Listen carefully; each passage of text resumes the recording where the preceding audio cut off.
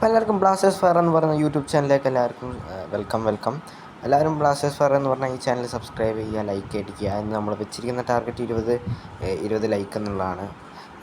നമ്മളിന്ന് ഇന്ന് ചെക്ക് ചെയ്യാൻ പോകുന്നത് 2 അപ്ഡേറ്റുകളാണ്.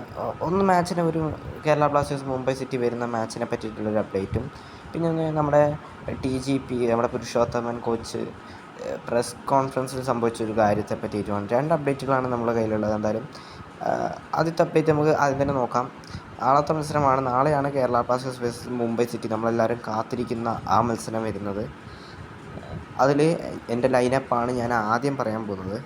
അതിൽ ഞാൻ ഉദ്ദേശിക്കുന്നത് ഒരുപക്ഷെ പെപ്ര സ്ട്രൈക്കറായി വരികയും ലെഫ്റ്റ് വിങ്ങിൽ നോഹ, സെക്കൻഡറി സ്ട്രൈക്കർ റോളിലൊക്കെ ആയിട്ട് ലൂണ, റൈറ്റ് വിങ്ങിൽ കോറു, ഡിഫൻസീവ് മിഡുകളിൽ വിപിൻ ആൻഡ് ഫ്രെഡി, ലെഫ്റ്റ് ബാക്കിലും റൈറ്റ് ബാക്കിലും നവോജ് ഷൈബൻ, സെൻറ്റർ ബാക്കുകളായിട്ട് Hormi Dusan, goalkeeper Nora ഫെർണാണ്ടസുമാണ്. മുംബൈ സിറ്റിയുടെ ഒരു എക്സ്പെക്റ്റഡ് 11 എന്ന് വെച്ചാൽ എൻ്റെ ഒരു ഗസ്സാണ്. ലെഫ്റ്റ് വിങ്ങിൽ ഓർട്ടിസ്, സ്ട്രൈക്കറായി ചാങ്തെ, റൈറ്റ് വിങ്ങിൽ വിക്രം, സെൻട്രൽ മിഡിൽ ബ്രാൻഡൻ, മറ്റ് central middle John Toral, defensive middle Yoell Nieff, പിന്നെ അതുപോലെ തന്നെ അവരുടെ ലെഫ്റ്റ് ബാക്കിൽ നാത്തൻ തിരി, അതുപോലെ തന്നെ തൈർ വാൽപുയ, അതുപോലെ തന്നെ ഗോൾ കീപ്പറായി ലച്ചൻപിയോ ആണ് എൻ്റെ ഒരു എക്സ്പെക്റ്റേഷൻ എന്ന് പറയുന്നത്. ഇത് നമ്മൾക്ക് വലിയ ഇമ്പോർട്ടൻ്റ് ഉള്ള മത്സരമൊന്നുമല്ല. കേരള ബ്ലാസ്റ്റേഴ്സിനെ സംബന്ധിച്ചിടത്തോളം വലിയൊരു ആവശ്യമുള്ളൊരു മത്സരമേ അല്ല അത്. കാരണം നമ്മൾ ഓൾറെഡി പുറത്താതാണ് ജംഷഡ്പൂരുമായിട്ടുള്ള സമനിലയോടുകൂടി. എന്നാൽ നമ്മൾ കേരള ബ്ലാസ്റ്റേഴ്സിന് അത്ര ആവശ്യമുള്ള മത്സരമല്ല. മുംബൈ സിറ്റിക്കാണ് ഇത് ഭയങ്കര ആവശ്യമാണ്. അത് നമ്മൾ പോയിൻ്റ് ടേബിൾ ചെക്ക് ചെയ്താൽ മനസ്സിലാവും. Kerala Blasters and east Bengal ആദ്യ 7 സ്ഥാനത്തിലൊഴികെയുള്ളവരെല്ലാവരും പുറത്താക്കപ്പെട്ടവരാണ്. ഇനി ഈസ്റ്റ് ബംഗാളും കേരള ബ്ലാസ്റ്റേഴ്സ് ഓൾറെഡി പുറത്തായവരാണ്.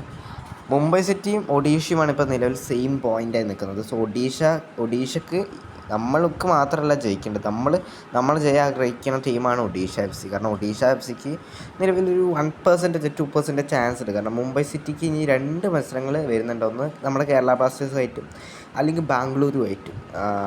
അതിൽ രണ്ടിലേതെങ്കിലും മത്സരം സമനിലയായാൽ തന്നെ മുംബൈ സിറ്റി ഒഫീഷ്യലായി പ്ലേ ഓഫ് കയറും, ഒഡീഷ പുറത്താകും എന്നുള്ളതാണ്. സോ മുംബൈ സിറ്റിയെ സംബന്ധിച്ചിടത്തോളം ഈ ഒരു മത്സരം ജയിച്ചില്ലെങ്കിലും വരുന്ന മത്സരത്തിൽ ഏതെങ്കിലും ഒന്നും ജയിച്ചാൽ തന്നെ പ്ലേ ഓഫ് കയറും, ആദ്യം 6-ൽ കയറും. സോ ഒഡീഷയെ സംബന്ധിച്ചിടത്തോളം ഒഡീഷ പ്രാർത്ഥിക്കുന്നത് മുംബൈ സിറ്റി നമ്മളായിട്ടുള്ള മത്സരം നമ്മൾ ജയിക്കണമെന്നും മാത്രമല്ല ബാംഗ്ലൂരു FC എല്ലാ മത്സരവും മുംബൈ സിറ്റി തോൽക്കണം എന്നാണ്. കാരണം എന്നാലേ ഒഡീഷയ്ക്ക് പ്ലേ ഓഫ് ഒരു സ്പോട്ട് ഉണ്ടാവുകയുള്ളൂ. അല്ലെങ്കിൽ മുംബൈ സിറ്റി കയറും. സോ നമ്മളെക്കാൾ നമ്മൾ ജയിക്കണം എന്ന് ആഗ്രഹിക്കുന്ന ഒരു ടീമാണ് ഒഡീഷ FC. വേറെ ഒന്നും കൊണ്ടല്ല.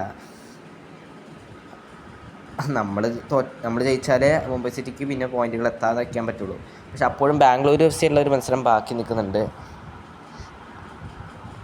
എനിക്ക് തോന്നുന്നത് മുംബൈ സിറ്റി തന്നെ കയറുന്നു. കാരണം മുംബൈ സിറ്റിക്ക് 2 ഒരു മത്സരം ജയിച്ചാൽ മതിയല്ലേ. കാരണം നിങ്ങളൊന്ന് ആലോചിക്കുക, മുംബൈയും ബാംഗ്ലൂർ ഈ മത്സരത്തിൽ ഏതെങ്കിലും ഒന്ന് ജയിച്ചേക്കും, അത് ഉറപ്പാണ്. സോ എന്തായാലും ഇപ്പം നിലവിൽ ഒഡീഷ പുറത്തായെന്ന് തന്നെ പറയേണ്ടി വരും. ഇപ്പം എന്തെങ്കിലും അത്ഭുതം സംഭവിക്കണം, മുംബൈ സിറ്റി എന്തായാലും കയറും. ശരി, ബൈ.